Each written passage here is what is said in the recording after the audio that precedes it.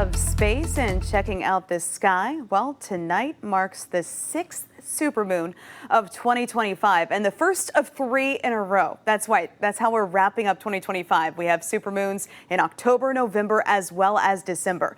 Now, tonight's is called the Hunter moon, also known as the harvest moon. Of course, that is related to typical preparations for winter. Of course, not exactly applicable to us here in Southwest Florida, but for a supermoon, that means that the full moon is at its closest point to Earth in its orbit, and thus it appears up to 14% larger and 30% brighter. So definitely a fun treat for us to see, especially as I am optimistic that these clouds will be clearing out tonight. And if you don't catch tonight's, then you have another shot in November as well as December. Let's take you live outside right now as we can track those clouds actively clearing offshore. This is a beautiful live look from the Margaritaville Beach Resort. You look on the right-hand side of your screen, you're seeing that beautiful blue. You look on the left, a bit more ominous as those scattered downpours continue to pull away from the coastline.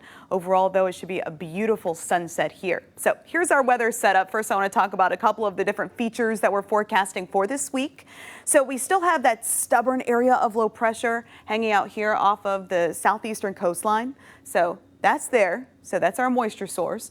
This ridge of high pressure, which is hanging out over the mid-Atlantic, that is inducing that flow out of the east. So you factor in that moisture with those easterly winds. That's why we are expecting our daily dose of afternoon showers with a few embedded thunderstorms each day this week. So bottom line, especially after 2 p.m., just make sure you have that rain gear on standby. So when could we see a break from the active weather? Well, just wait till this weekend. Late Friday, early Saturday, I'm expecting this cold front to swing through Southwest Florida, and that will bring us a real taste of fall, especially by our standards. Lower humidity, lower rain chances, morning lows dropping into the 60s. Big changes on the way for this weekend as that much drier air builds in. Also, with those rain chances, they'll be dropping dramatically over the weekend, down to 20% Saturday, 0% for now on Sunday into Monday. But between now and then, 60% rain chance on tap each day, especially after 2 p.m. And even tonight, we are still tracking some of those heavy downpours, which continue to, for the most part, move offshore. Big improvements for most of Lee County. Still, though, tracking some light rain showers here over Bonita Springs.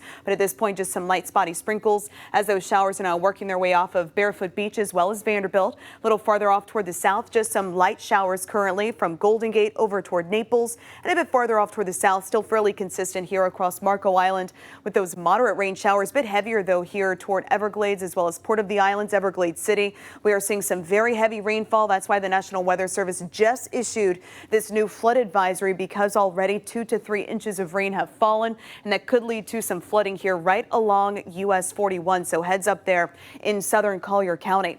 Farther up toward the north, the showers have now cleared out of LaBelle. LaBelle, though, you might be clipped by another little sprinkle moving on through. Whatever is on radar will be winding down by sunset. Overnight, clouds clear out. We'll kick off tomorrow morning, mostly sunny to partly cloudy. I am expecting quiet conditions for the first half of the day. Then after 2 p.m., have that rain gear on standby as another round of scattered showers and thunderstorms develop, and those winds will continue to be gusty at times. So again, I am expecting some of those easterly gusts to 25 miles per hour. Chance for scattered storms through the evening and then winding down after sunset. High temperatures the next several afternoons running in the upper 80s, and looking ahead to the weekend, drier conditions are forecast alongside lower humidity.